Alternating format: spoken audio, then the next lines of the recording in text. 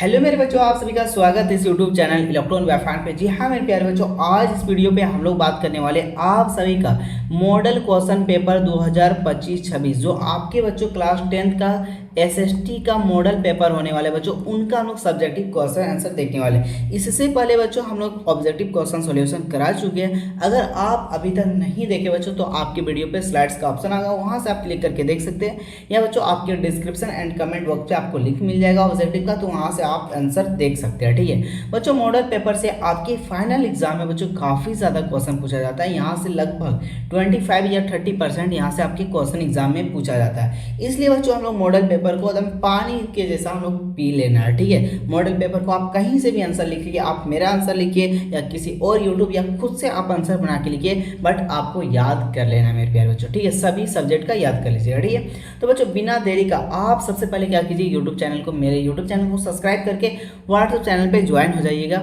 इसके बाद हम लोग देखते हैं आपकी क्वेश्चन आंसर की ओर बढ़ते हैं। ठीक है, देखिए इसमें बच्चों आपको टोटल 30 ऑब्जेक्टिव क्वेश्चन था। कितना था बच्चों? 30 ऑब्जेक्टिव क्वेश्चन था, जो हम लोग पहले वीडियो में आप लोग को सॉल्यूशन करवा चुके हैं। ठीक है, इस वीडियो में देखने वाले बच्चों आप सभी का सब्जेक्टिव क्वेश्चन जो बच्चों बहुत ही आसान भाषा में, जो आपके सीधे माइंड पे बैठने वाला है, जिससे आप एक बार पढ़कर याद रख सकते हैं। ठीक है, वैसे हम लोग आंसर को बनाए। ठीक है, तो देखिए पहला क्वेश्चन आ गया बच्चों आपका 31 नंबर में, जो आपसे पूछा गया था एग्जाम में। क्या था वो मॉडल पेपर में कि राष्ट्रवाद से आप क्या समझते हैं? मेरे प्यारे बच्चों, आप देशभक्त है। देशभक्त का मतलब क्या होता है? राष्ट्रवाद। तो राष्ट्रवाद से क्या होता है? राष्ट्रवाद का एक ऐसा भावना जिसमें व्यक्ति अपने देश के प्रति प्रेम, ठीक है, अपने देश के प्रति क्या होना चाहिए बच्चों? प्रेम होना चाहिए, गर्व होना चाहिए कि हम भारत के लोग हैं, हम एक हिंदुस्तानी है, और निष्ठा महसूस करता है। यह लोगों को एकजुट और स्वतंत्रता और राष्ट्रीय एकता के लिए प्रेरित करता है। या वो क्या होता है राष्ट्रवाद बच्चों? जो लोगों के लिए एकता, एकजुट करता है। ठीक है, राष्ट्रवाद के लिए। ठीक है,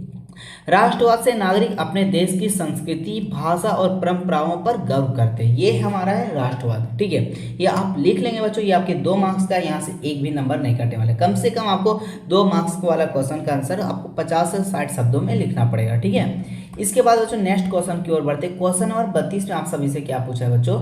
वियना सम्मेलन की मेजबानी किसने की थी? ठीक है, तो वियना सम्मेलन की मेजबानी 1815 में ऑस्ट्रेलिया के विदेश मंत्री क्लेमेंस वॉन मेटरनिक ने की थी। इस सम्मेलन में बच्चों इस सम्मेलन का जो उद्देश्य था वो क्या था बच्चों? नेपोलियन की हार। क्या था? नेपोलियन की हार के बाद यूरोप में शांति और स्थिरता बहाल रखना। यानी बच्चों 1815 में जो वाटरलू में नेपोलियन का हार हुआ था मेरे प्यारे बच्चों, उसमें क्या था? नेपोलियन का हार के बाद यूरोप में, जो यूरोप है बच्चों, वहाँ पे शांति और स्थिर यानी माहौल अच्छे बना के रखना था। ठीक है, तथा पुराने शासकों को सत्ता में पुनः स्थापित करना था। यानी जो पुराने सत्ता में थे उन्हें स्थापित करना था। ठीक है, इसके बाद मेरे प्यारे बच्चों नेक्स्ट क्वेश्चन देखिए, आपके जो 33वें क्वेश्चन क्या था? जैविक युद्ध से क्या तात्पर्य? जैविक युद्ध वह होता है जिसमें किसी देश या समूह द्वारा दुश्मन देश को नुकसान पहुंचाने के लिए वायरस, बैक्टीरिया और अन्य रोग फैलाने वाले जीवों का उपयोग किया जाता है। इसका उद्देश्य दुश्मन की सेना या जनता को बीमार कर कमजोर बनाना होता है। ठीक है, इसी को हम लोग क्या कहते हैं? जैव एक युद्ध। ठीक है, इसके बाद बच्चों नेक्स्ट क्वेश्चन देखिए, क्वेश्चन नंबर 34। ये वेरी इंपॉर्टेंट क्वेश्चन है मेरे प्यारे बच्चों, वेरी इंपॉर्टेंट क्वेश्चन।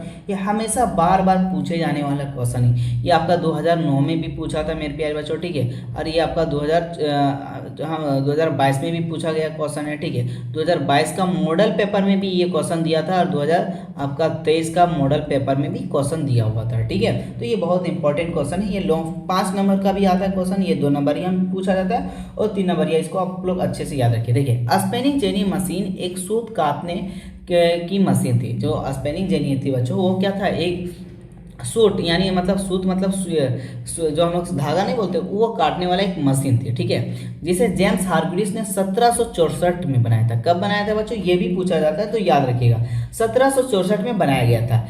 इससे एक साथ कई धागे काटे जाते सकते थे। ठीक, यानी काटे जा सकते थे। इस मशीन ने कपड़ा उद्योग में क्रांति ला दी और उत्पादन की गति बढ़ा दी। बट बच्चों यहाँ पे क्या हुआ था? जो वहाँ पे मजदूर थे बच्चों, महिलाओं थे जो अपने हाथों से बनाते थे, उनके लिए दिक्कत का समस्या हो गया, क्योंकि मशीन आने के बाद महिलाओं को बेरोजगार होना पड़ा।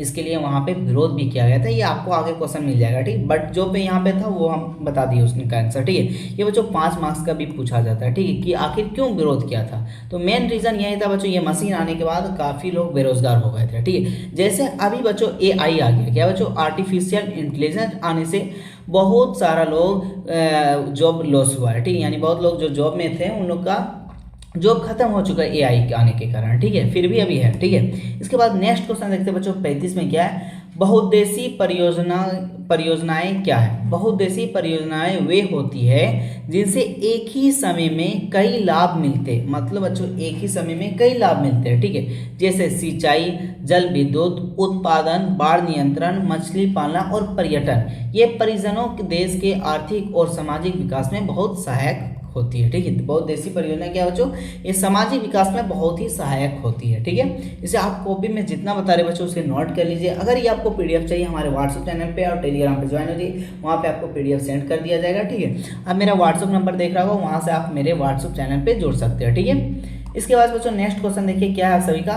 जनसंचार क्या है। देखिए क्या है बच्चों, जनसंचार का अर्थ है कि किसी जानकारी या विचार को बहुत बड़ी संख्या में लोगों तक पहुंचाना। यानी बच्चों आपके पास कोई न्यूज है कि कल ये होने वाला है, कल भारत देश का प्रधानमंत्री राहुल गांधी बनने वाले हैं या अमित शाह बनने वाले, अगर ऐसा न्यूज है आपको पूरा फैलाना है, इसी को हम क्या बोलते हैं बच्चों, जनसंचार, ठीक है। तो ये किसमें, टीवी, रेडियो, समाचार पत्र, पत्रिकाएं, इंटरनेट जैसे माध्यम भी शामिल होता है। आजकल इंस्टाग्राम में आप देखते होंगे कि बहुत सारा न्यूज चलता है, फेसबुक में देखे होंगे, सिर्फ स्नैपचैट में नहीं मिलता न्यूज़, ठीक है। यह समाज को शिक्षित, जागरूक और एकजुट करने में मदद करता है, ठीक है। अगर आप लोग इंस्टाग्राम चलाते हैं तो मेरे आईडी को जरूर फॉलो कर लीजिए, वहाँ पे आपको बहुत सारा मिलने वाला है, ठीक है। नाम क्या है बच्चों, इलेक्ट्रॉन, सेम नाम है, इलेक्ट्रॉन बाय अफान भैया, ठीक है।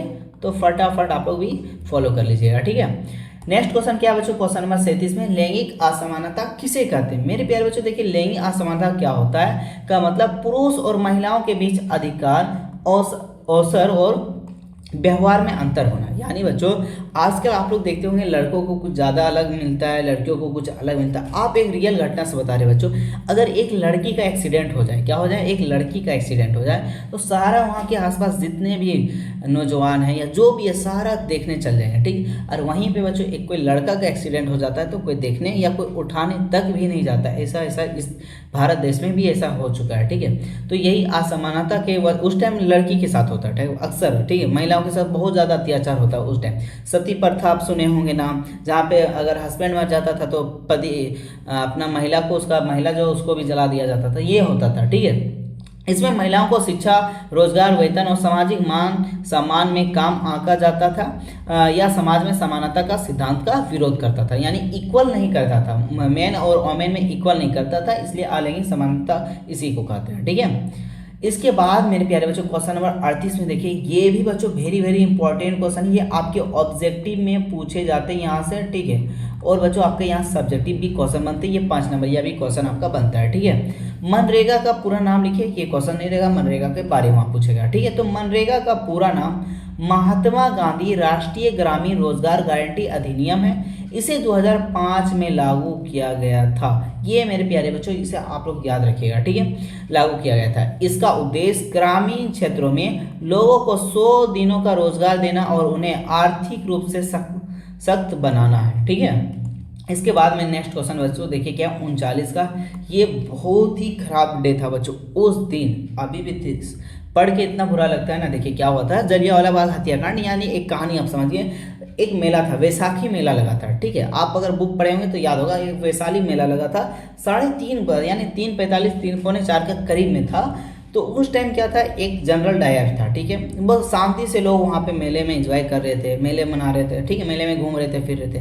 जनरल डायर आया, उनके कहने से पूरा सैनिक क्या अंधाधुंध गोली चला लेने लगा, ठीक है। यानी एक स्टेडियम है समझ लीजिए, वहाँ पे मेला है, ठीक है, वैसाखी का मेला लगा था। वहाँ पे चारों तरफ से सेना जो था, ब्रिटिश सेना, वो कमांडर, किसके कमांडर, जनरल डायर के आदेश पर क्या किया, चारों तरफ से घेर लिया, चारों तरफ। यानी ये एक आपका मान लीजिए ये स्टेडियम है, यहाँ लोग है, ठीक, यहाँ लोग है, ये चारों तरफ बच्चे घेर लिया और अंधाधुंध गोली चलाया, ठीक है। बहुत सारे हमारे इंडिया किसान भाई लोग वहाँ पे मौत हुए थे, यानी मौत तो नहीं बोल सकते बच्चों, उनको शहीद हम बोलेंगे क्योंकि वो देश के लिए ही शहीद हुए थे, ठीक है। तो क्या हुआ था, ये 13 अप्रैल 1919 को, ठीक है, 13 अप्रैल 1919 को पंजाब में है बच्चों, वहाँ से आप जाकर देख सकते हैं, ठीक है। अमृतसर के जलियांवाला बाग में हजारों लोग शांतिपूर्ण सभा कर रहे थे, ठीक है। जनरल डायर के बिना चेतावनी दिए भीड़ पर गोलियां चलवा दी, सैकड़ों लोग मर गए और कई लोग घायल हुए। इस घटना ने पूरे देश को हिला दिया था बच्चों,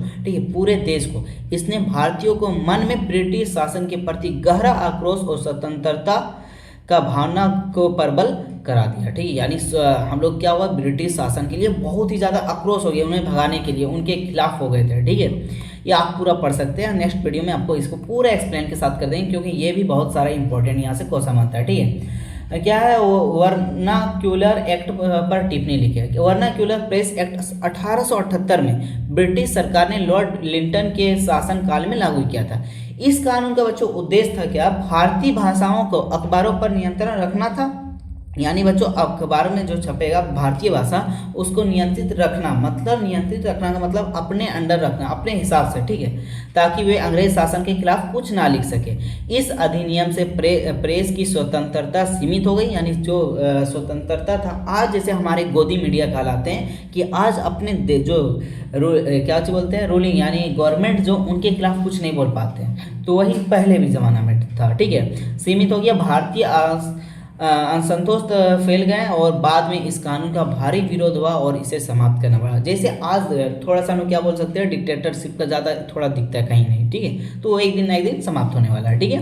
नेक्स्ट क्वेश्चन देखिए बच्चों, क्या है 41 में, वनस्पति जगत एवं प्राणी जगत में क्या अंतर है, ठीक है। ये आप कॉलम बना के लिख सकते हैं, ऐसा जब भी रहेगा ना बच्चों तो कॉलम बना के, बट ये 2 नंबर आता है इसलिए कॉलम बनाने की कोई ज़रूरत नहीं है। क्या बच्चों, वनस्पति जगत फ्लोयर में किसी भी क्षेत्र में पाए जाने वाले पौधों की सभी प्रजातियां शामिल होती है, ठीक, इसमें क्या होता है, सभी पौधा शामिल होता है। वनस्पति में क्या होता है बच्चों, पौधा, ये याद रखिए, वनस्पति में पौधा, ठीक है, शामिल होते हैं, जैसे पेड़, झाड़ियाँ और घास होता है, ठीक है। और प्राणी में क्या होता है बच्चों, जानवर, ठीक है, जैसे जीव जंतु, ठीक है। तो इसमें क्या होता है बच्चों, ये फौना में किसी क्षेत्र में पाए जाने वाले सभी जंतु शामिल होते हैं, जैसे पक्षी, जानवर, मछलियाँ और कीट, दोनों मिलकर किसी क्षेत्र के जैव विविधता बनाते हैं। ये क्या बनाते हैं बच्चों, दोनों मिलकर जैव विविधता बनाते हैं। जैव विविधता कैसे बनता है बच्चों, लाखों हजारों साल के बाद ये आपका बनता है, ठीक है। इसके बाद नेक्स्ट क्वेश्चन देखिए, क्वेश्चन नंबर 42 में क्या पूछा गया है बच्चों, मोटे अनाज से क्या तात्पर्य है, यानी बच्चों जो मोटे अनाज है उनसे क्या तात्पर्य होता है। तो ध्यान से समझिए बच्चों, मोटे अनाज ऐसे अनाज होते हैं जो पोषक तत्वों से भरपूर हो,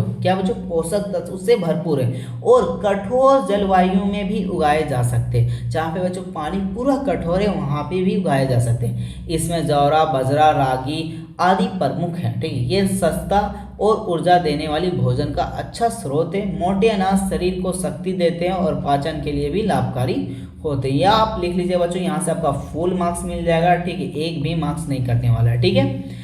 बच्चों अगर आप अभी तक हमारे इस YouTube चैनल, प्यारा सा YouTube चैनल को सब्सक्राइब नहीं किए तो फटाफट कर ले, क्योंकि इस YouTube चैनल में बच्चों आपको याद है ना 15 नवंबर से जो अनाउंसमेंट किए, शॉर्ट वीडियो में जाके देख लीजिए।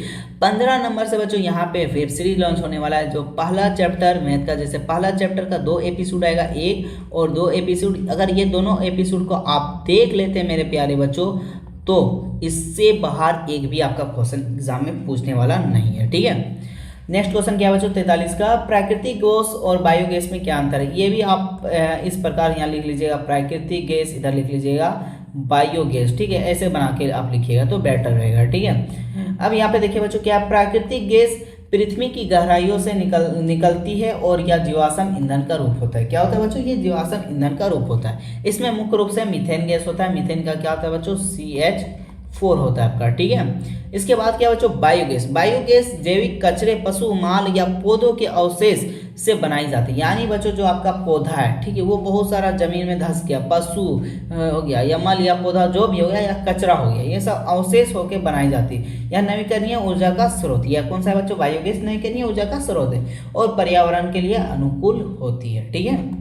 इसके बाद नेक्स्ट क्वेश्चन क्या बच्चों, क्वेश्चन नंबर 44, जो अभी भी बहुत ज़्यादा ये होता है हर जगह, ठीक है। हमारे गांव में बहुत ऐसी जगह है दलित के साथ अत्याचार होता है, ठीक है। जातिवाद के दुष्प्रभाव क्या है? जातिवाद समाज में ऊंच नीच और भेदभाव फैलाता है। क्या फैलाता है बच्चों? ऊंच नीच। जैसे आप देखे होंगे जो ब्राह्मण लोग हैं, यानी जिसको उच्च जाति हम लोग बोलते हैं, और निम्न जातियों के दलित, उसमें बहुत ज़्यादा डिफरेंट होता है। आज भी ऐसा जगह है बच्चों, कहीं मध्य प्रदेश और उत्तर प्रदेश का किसी एक साइड में हम सुने हैं न्यूज़ कि वहाँ पे आज भी दलित लोग के साथ बहुत से बहुत अत्याचार होता है, जो कि ये बहुत सारा गलत बात है, ठीक है।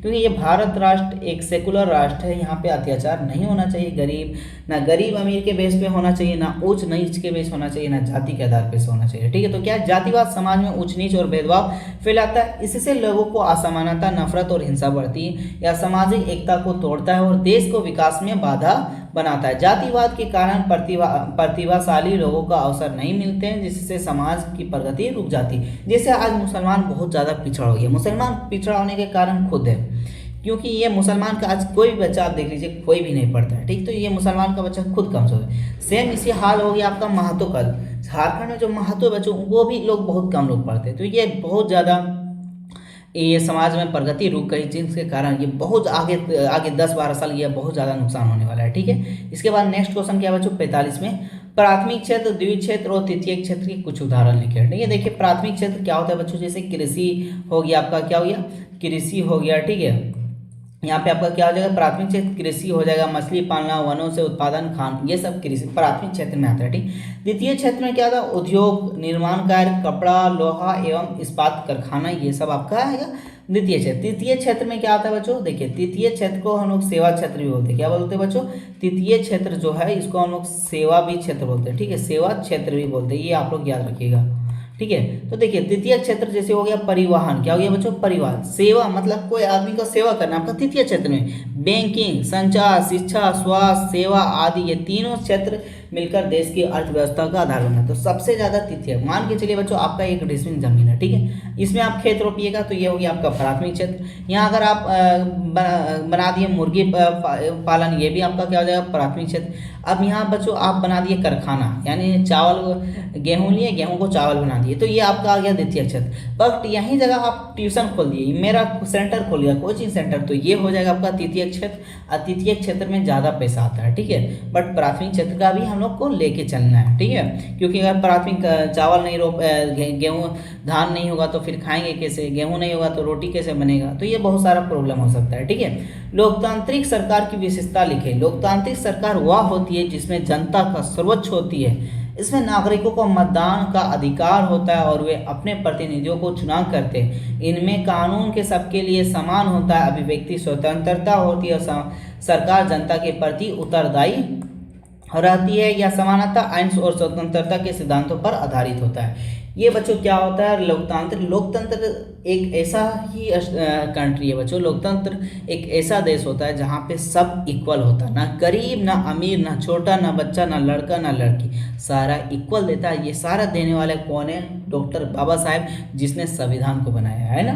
तो उनके एक बार याद कीजिएगा, उनके बारे आप जीवनी जरूर पढ़ने का प्रयास कीजिएगा, ठीक है। क्वेश्चन नंबर 47 में क्या बच्चों, जर्मनी का एकीकरण की प्रक्रिया का संक्षेप वर्णन कीजिए। Very very very very most important question है मेरे प्यारे बच्चों, इसे आप लोग अच्छे से याद रखिएगा, ऑब्जेक्टिव सब्जेक्टिव दोनों के लिए काफी ज्यादा इंपॉर्टेंट है ये, ठीक है। जर्मनी का एकीकरण की प्रक्रिया का वर्णन। पहला, विभाजन की स्थिति से। पहला नंबर आप देखिए, ये लिखिएगा विभाजन की स्थिति। विभाजन कब हुआ था, तो 19वीं सदी में जर्मन लगभग 39 छोटे छोटे राज्यों में बटा हुआ था, ठीक है। हर राज्य का अपना शासक था, लेकिन सभी भाषा और संस्कृति समान था, यानी भाषा जो बोलने का रहता था, जैसे इंडिया में हिंदी बोला जाता है, बट बच्चों इंडिया के जैसे ही कुछ राज्य है, जैसे वहाँ का मुख्यमंत्री भी हिंदी का विरोध करते हैं, जैसे आपका तमिलनाडु हो गया, ये सब में, ठीक है, वहाँ पे तमिल चलता है, ठीक है।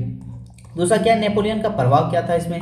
नेपोलियन के शासनकाल में लोगों में राष्ट्रवाद और एकता की भावना जगी, लोग एक शक्तिशाली और एकीकृत जर्मनी बनाना चाहते थे। उसके बाद देखिए पर्सा का नेतृत्व आया, तो पर्सा का नेतृत्व में क्या हुआ, जर्मनी के एकीकरण में पर्सा ने मुख्य भूमिका निभाई थी। इसके राजा विल्हेम प्रथम और प्रधानमंत्री ओटो वन बिस्मार्क ने नेतृत्व किया था। नेक्स्ट क्या बच्चों, बिस्मार्क की नीति क्या था इसमें, तो बिस्मार्क ने रक्त और लोहे, ये याद रखिएगा बच्चों, ब्लड एंड आयरन का कौन नारा दिया था या कौन नीति अपनाई थी, तो याद रखिए था बिस्मार्क ने, ठीक है। तो रक्त और लोहे ब्लड एंड आयरन की नीति अपनाई। उसने युद्धों को माध्यम से जर्मनी को एक करने का निश्चय किया था। कौन किया था? बिस्मार्क ने। ये भी याद रखिएगा अच्छे से, ठीक है, क्योंकि यहाँ से पूछा जाता है ऑब्जेक्टिव में। 3 प्रमुख युद्ध चला था। पहला प्रमुख क्या था बच्चों? आपका 1864 में हुआ था डेनमार्क से। किससे हुआ था बच्चों? डेनमार्क से 2 प्रांत जीता था, ठीक है। फिर हुआ 1866 में ऑस्ट्रेलिया से वो युद्ध हुआ था। उत्तरी जर्मनिया का एक हुआ, ठीक है, उस मतलब उत्तरी एक जर्मनिया बन गया, ठीक है। 1870 से 1871 में फ्रांस से युद्ध हुआ। किससे? फ्रांस से। निर्णायक विजय मिली, यानी पूरे विजय मिल गया था, ठीक है, जर्मनी को। तो जर्मनी का एकीकरण कब पूरा हुआ? 1871 में लगभग की ओर, ठीक है। इसके बाद बच्चों देखिए एकीकरण की घोषणा, तो 18 जनवरी, ये याद रखिएगा बच्चों, काफ़ी ज़्यादा इंपॉर्टेंट, ये वेरी वेरी इंपॉर्टेंट पॉइंट है। 18 जनवरी 1861 को वायसराय महल में जर्मनी का एकीकरण हुआ। विल्हेम प्रथम को जर्मन सम्राट काइजर घोषित किया गया, ठीक है। ये डेट याद रखिएगा, काफ़ी ज़्यादा इंपॉर्टेंट है ये बच्चों आपके लिए, ठीक है। इसके बाद क्या है देखिए, अब नेक्स्ट क्वेश्चन, ये आपका 5 पॉइंट हो गया, 5 नंबर का था तो 5 पॉइंट, ठीक है। आप पॉइंट बाय पॉइंट लिखिएगा मेरे प्यारे बच्चों, आपका 100 का नंबर मिलने वाला है। मैं खुद टॉपर था और आपको भी टॉपर बनाएंगे। मेरा एसएसटी बच्चों 99 था, यानी 100 में कितना था? 90 था, ठीक है। तो आपको 100 में 100 लाना है और मैथ में 99 था। ये मेरा आपको रिजल्ट चाहिए तो आप व्हाट्सअप में देख सकते हैं। इससे पहले नेक्स्ट वीडियो में हम आपको भी रिजल्ट दिखाएं, ठीक है। शॉर्ट वीडियो में मेरा रिजल्ट होगा, वहाँ से आप लोग प्रूव कर सकते हैं, ठीक है। नेक्स्ट क्वेश्चन क्या बच्चों? 48 में असहयोग आंदोलन असफल क्यों हुआ था? और सबसे पहले बच्चों असहयोग आंदोलन कब हुआ था? तो देखिए आंदोलन की शुरुआत, असहयोग आंदोलन 1920 में महात्मा गांधी के नेतृत्व में शुरू हुआ था, ठीक है।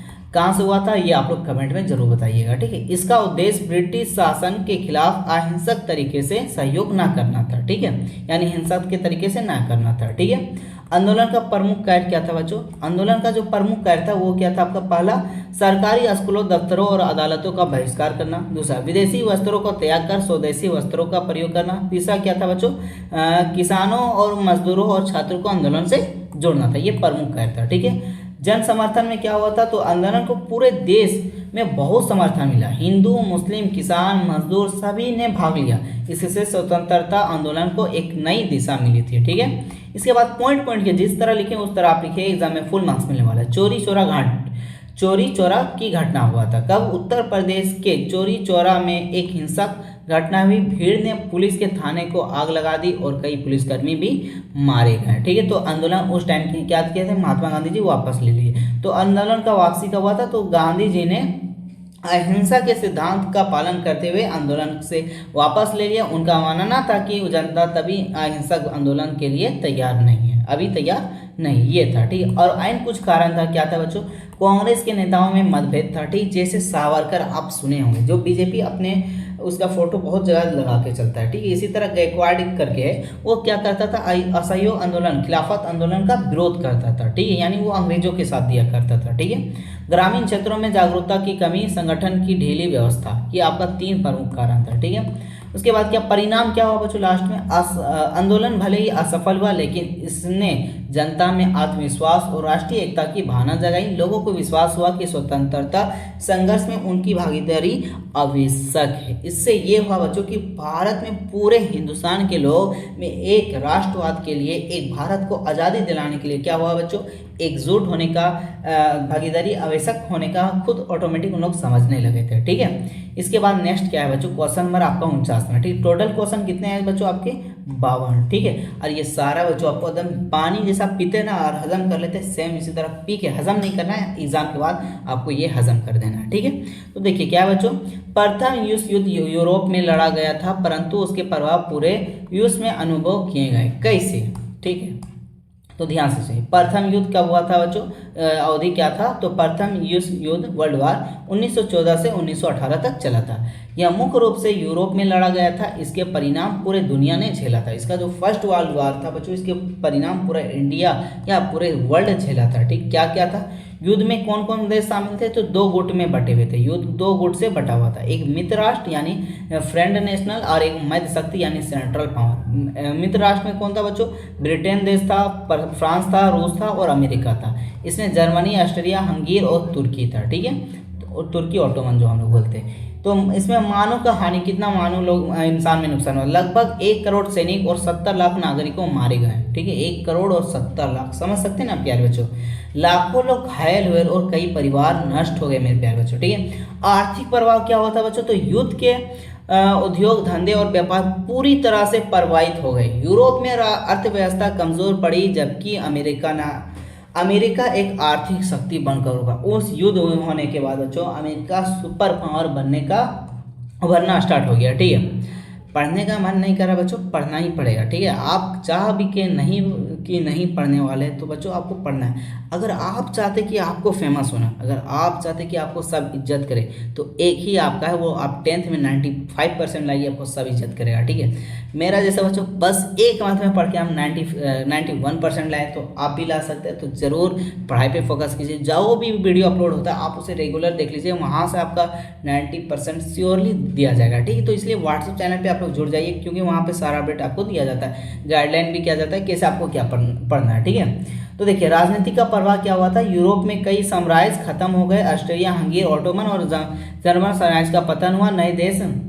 यूगोस्लाविया और चेकोस्लोवाकिया बने। ठीक है, ये 2 देश बने थे। ठीक है, भारत का प्रभाव क्या था बच्चों उस टाइम, तो भारत से हजारों सैनिक ब्रिटिश सेना में भर्ती किए गए थे। युद्ध के खर्चे के लिए कर और मूल्य बढ़ा दिए गए थे। इससे भारतीयों में असंतोष और स्वतंत्रता की भावना, यानी बच्चों जो ब्रिटिश सरकार थी वो क्या किए थे, इंडिया का सेना एंड इंडिया को लोग को सेना में भर्ती कर दिए थे और वहाँ लड़वा रहे थे। तो यहाँ से भी हमारे देश के काफ़ी ज़्यादा नुकसान। और यहाँ पे क्या जो खनिज आपदा है वो सारा कहाँ जाता था, ब्रिटिश शासन में, वर्ल्ड वार में। ठीक है, सामाजिक प्रभाव में क्या था, समाज में गरीबी, बेरोजगारी और असमानता बढ़ी, महिला बड़ी संख्या में कार्य क्षेत्र में आने लगी। ठीक है, इसके बाद भविष्य पे असर क्या हुआ, युद्ध के बाद वायसराय संधि 1919 के ने जर्मनी पर कठोर दंड लगाए, इससे असंतोष फैला और द्वितीय विश्व युद्ध 1939 से 1945 फिर से हो गया आपका। ठीक है, 1939 से 1945 की नींव पड़ी।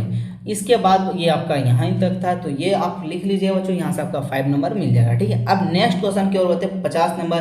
तो बच्चों अगर आप अभी तक वीडियो आपको अच्छा लगा है तो एक प्यारा सा आपको कमेंट करना बनता है, क्योंकि मैं आपके लिए इतना मेहनत कर रहा हूँ, तो एक प्यारा सा आपको कमेंट करना ही होगा। ठीक है, 50 में क्या है मेरे प्यारे बच्चों, मुद्रा संस्कृति ने भारत में राष्ट्रवाद के विकास में क्या मदद की, तो वो क्या मदद की, तो पहले परिभाषा इसका देख लेते। क्या मुद्रा संस्कृति का मतलब है किताबों, अखबारों और पत्रकारों को माध्यम से जानकारी का प्रसार।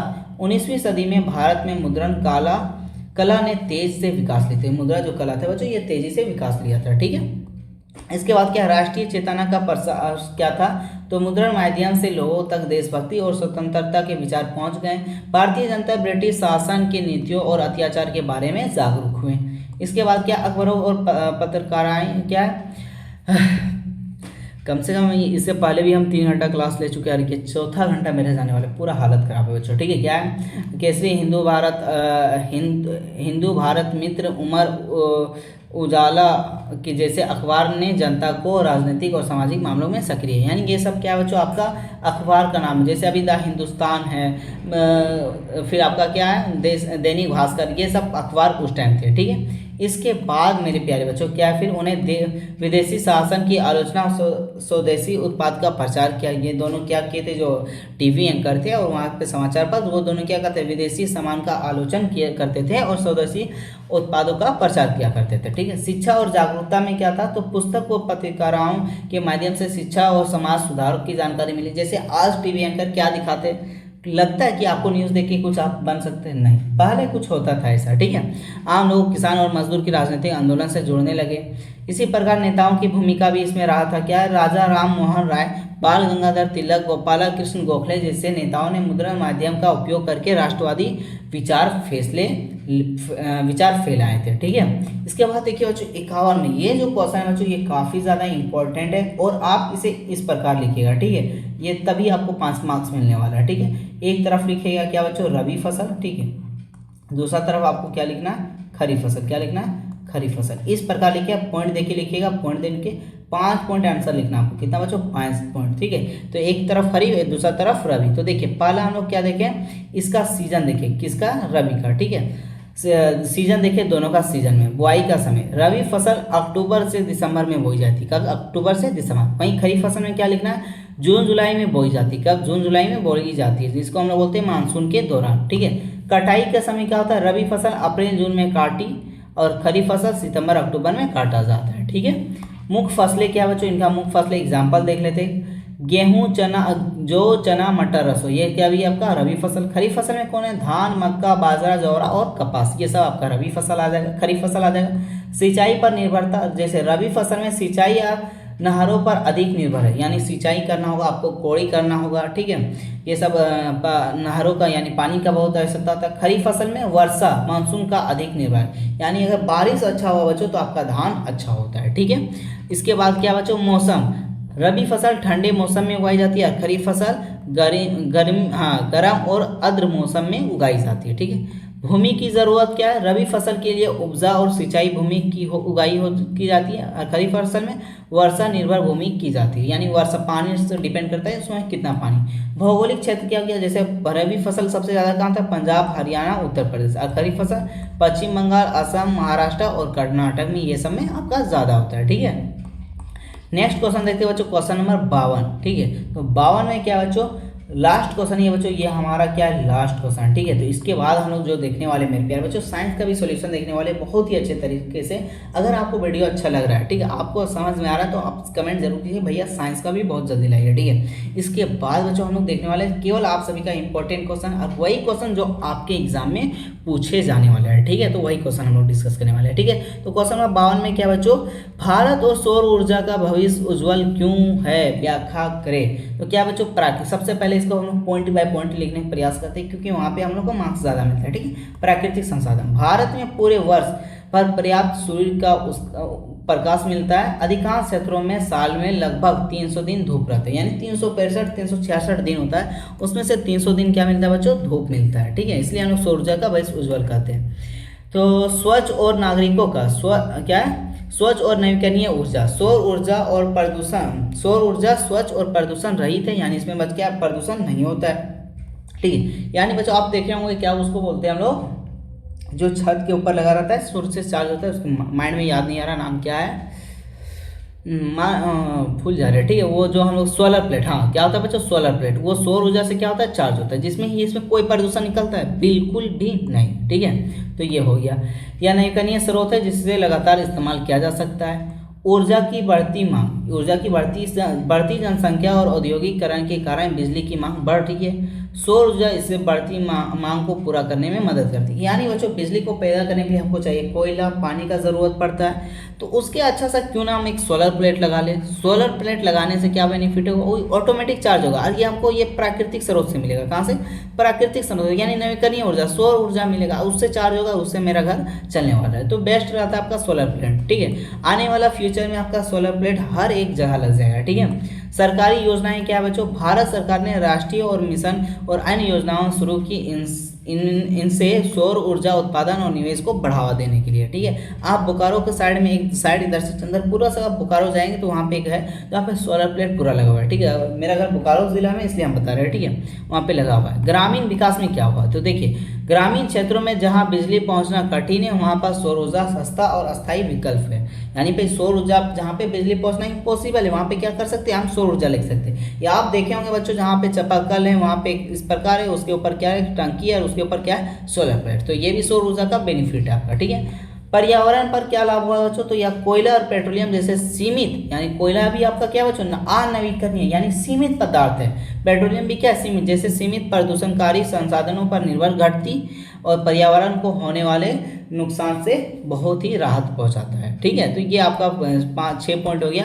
अगर ये आप 6 पॉइंट लिख देते बच्चों, मेरे प्यारे बच्चों, पॉइंट आप आंसर लिख देते तो आपका एक भी मार्क्स नहीं कटने वाला है। ठीक है। तो अगर वीडियो आपको पसंद लगा हुआ है मेरे प्यारे बच्चों, तो वीडियो को, चैनल को सब्सक्राइब करके अपने दोस्तों के पास भी शेयर करें। एक प्यारा सा कमेंट करके आप ऑर्डर कीजिए, या आप बोलिए भैया हमको साइंस का ला दीजिए, ताकि हम साइंस का देखकर अच्छे से याद कर लेंगे, तो तुरंत आपका साइंस का वीडियो आ जाएगा। हम लोग मिलते हैं बच्चों नेक्स्ट वीडियो में। तब तक के लिए आप व्हाट्सएप चैनल को ज्वाइन कर लीजिए और हमें अदर सोशल मीडिया पे फॉलो कर लीजिए। मिलते हैं नेक्स्ट वीडियो में। जय हिंद, जय झारखंड, जोहार झारखंड।